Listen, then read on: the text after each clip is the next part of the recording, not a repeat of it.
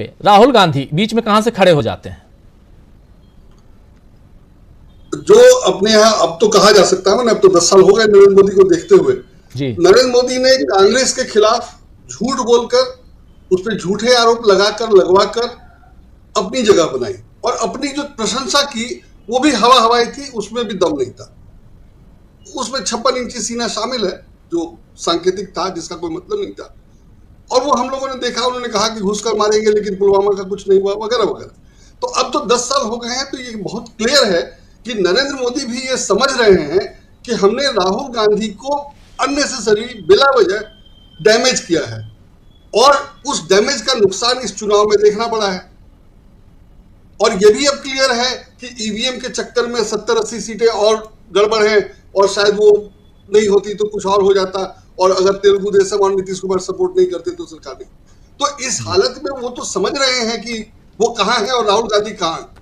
तो अब उनको लग रहा है कि राहुल गांधी को डैमेज करने से 10 साल पद पर रहते हुए, जब मेरे खिलाफ कोई आरोप नहीं लगता था, राहुल गांधी कुछ खास बोल नहीं रहे थे, तब तो राहुल गांधी ने इतना डैमेज किया।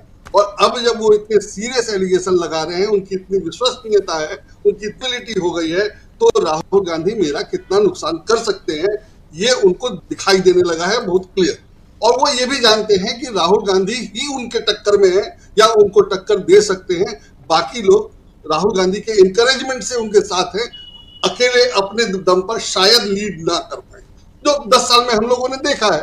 तो इसलिए राहुल गांधी उनके टारगेट नंबर 1 है, क्योंकि उनको क्लियरली पता है कि राहुल गांधी की अगर चली, उसमें ईवीएम अगर ठीक काम करे या इलेक्शन कमीशन ठीक काम करे, तो नरेंद्र मोदी प्रधानमंत्री इसी बार नहीं बनते। तो इसलिए उनके लिए कोई ऑप्शन नहीं है कि वो राहुल गांधी को टारगेट, और हर बार वो राहुल गांधी को टारगेट करते हैं। उसमें ये इंक्लूडेड है, कल मैंने देखा, आपने दिखाया कि ये कह दिया गया कि जब भी संसद का सत्र होता है तभी विदेशी धरती से हमला होता है। मुझे याद है अरुण शौरी के सारे खुलासे इंडियन एक्सप्रेस में तभी पार्लियामेंट का सेशन चल रहा होता था, और ये किसी ने आरोप भी लगाया था अरुण शौरी पर उस समय, और मुझे याद नहीं है अरुण शौरी ने निजी बातचीत में कहा था या लिखा था या कहीं पब्लिक कहा था, लेकिन अरुण शौरी ने कहा था और मैंने सुना है या पढ़ा है, मुझे मिला नहीं, मैं ढूंढ रहा था, तो कि हाँ, मैं इसीलिए पार्लियामेंट में करता हूं कि मेरे खुलासे का असर होता है, वो इफेक्टिव होता है। मैं जो बताना चाहता हूं या जो मैं रिजल्ट चाहता हूं वो पार्लियामेंट का सेशन चल रहा होता है तो हो जाता है, इसलिए मैं उसी में करता हूं। तो अरुण शौरी जब कर रहे थे तो ठीक था, और ये कोई भी पत्रकार करेगा कि जब वो तभी खुलासा करे जब उसका इफेक्ट हो। तो हिंडनबर्ग ने अगर वो किया है, और हिंडनबर्ग ने इसलिए किया है कि आप भारतीय पत्रकार को करने नहीं दे रहे हैं, और बीबीसी ने जब किया, बीबीसी ने एक फिल्म बनाई तो आपने उसका जो किया कि बीबीसी को अपनी पूरी संरचना बदलनी पड़ी भारत के लिए, तो ये सबको पता है। तो उसमें ये बीजेपी वाले जो दलील देते हैं उसका कोई मतलब नहीं है, लेकिन अब वही है कि वही प्रचारित होता है, लोग उसी को सुनते हैं, वही बताया जाता है। इसलिए आज मैं ढूंढ रहा था अरुण शौरी का वो बयान कहीं मिल जाता कि उन्होंने खुद कहा था कि वो पार्लियामेंट सेशन के दौरान देते हैं, तो उसमें मिला कि अंतुले वाला बयान जो था, अंतुले के मामले में जो उन्होंने खुलासा किया था, सीमेंट का घोटाला था, वो बहुत पुराना अरुण शौरी के पहले खुलासों में था, उस पे पार्लियामेंट में ही हंगामा हुआ था और तभी वो मामला बना और तभी अंतुले के खिलाफ कार्रवाई। ये तो आज मिला मुझे इंटरनेट पे, ये इंडिया टुडे की एक स्टोरी है जो इंडिया टुडे में छपा था। तो ये सर्वविदित तथ्य है और सब लोग जानते हैं कि ऐसे ही खुलासा किया जाता है, लेकिन वो इसको, उसी मामले को ऐसे घुमा के पेश कर रहे हैं जैसे राहुल गांधी विदेशी साजिश कर रहे हैं कोई। भाई जब इंडिया में आप करने नहीं दे रहे हो तो जो विदेशी कर रहा है वो भी चाह रहा है कि उसकी, वो जो कर रहा है उसका असर हो, तो उसने पार्लियामेंट के सेशन के समय किया, इसमें कौन सी दो राय है। आपने जो किया वो सबसे नया है कि आपने पार्लियामेंट का सेशन अचानक बंद कर दिया, जो पहले नहीं होता था, जो कांग्रेस के जमाने में तो नहीं होता था, पहले कभी नहीं हुआ, तो ये अब हो रहा है।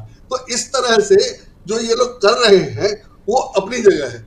जहां तक हिंडनबर्ग रिपोर्ट और उसकी एलिगेशन का बात है, हिंडनबर्ग की रिपोर्ट में यही तो कहा गया है कि माधवीपुरी बुच के रिलेशन है अदानी से, और इसीलिए जांच नहीं हुई, तो प्रूव्ड है। मैंने माधवीपुरी बुच ने मान लिया कि उनके इन्वेस्टमेंट थे और जांच नहीं हुई है, सबको पता है। जांच क्यों होनी चाहिए वो मैं बता दूं संक्षेप में, जरूरी है।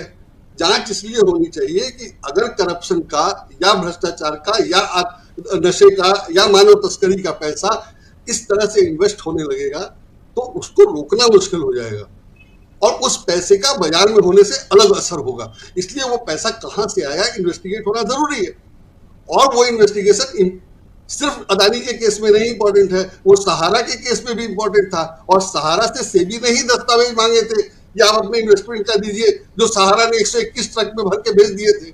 तो सेबी का ये पावर है कि वो पूछे कि इन्वेस्टमेंट कहां से आया, जिसपे कोई डाउट नहीं था, जो बहुत छोटा छोटा इन्वेस्टमेंट था। और सहारा को 121 ट्रक में कागज भेजने पड़े थे, ये सब हुआ था। लेकिन अदानी के केस में ये सब किया नहीं जा रहा है, जबकि पैसा विदेश से आया है और उसमें डाउट है और बड़ा है, इसलिए डाउट है कि वो गलत हो सकता है। सहारा वाले केस में तो सिर्फ कागज ठीक करने की बात थी या आरोपों को टेस्ट करने की बात थी।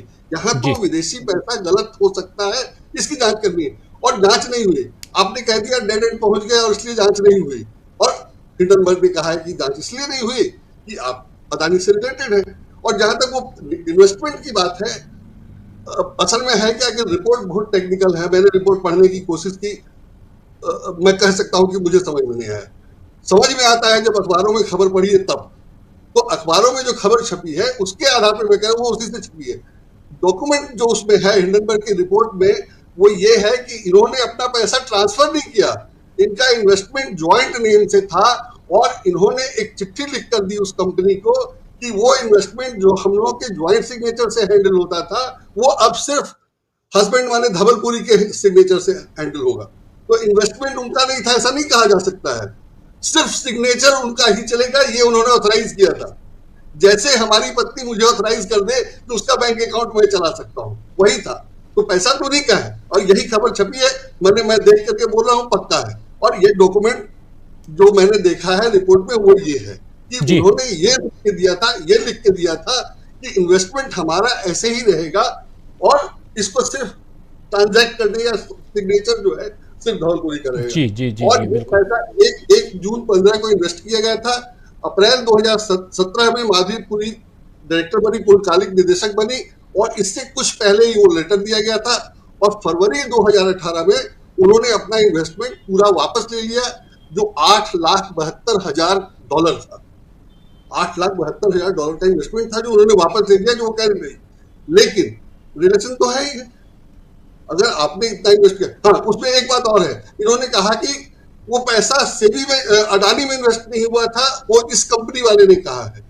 आज के अखबार में ये खबर छपी है कि उन्होंने जो कहा कि ये पैसा अडानी में इन्वेस्ट नहीं हुआ था, वो वर्बली सिर्फ आपसे कहा कि सेबी को लिख के दिया था। तो आपसे कह दिया कि हमने अडानी में इन्वेस्ट नहीं किया था, तो वो बात नहीं बनती है, वो सेबी को लिख के दिया जाना चाहिए। वो लिख कर दिया है तो कहाँ है? तो वो खंडन जो खंडन है वो भी इनकम्प्लीट है और संभवतः गलत है। जी बिल्कुल, आएंगे उसके टेक्निकल पार्ट में। संजय जी बिल्कुल उस चीज को आप, संजय जी आप बिल्कुल उस अगर आपने हमारा YouTube चैनल अभी तक सब्सक्राइब नहीं किया तो इसको सब्सक्राइब कर लीजिए, वीडियो को लाइक और शेयर कीजिएगा और कमेंट करके बताइएगा भी कि इस परिचर्चा पर आपकी क्या राय है। धन्यवाद।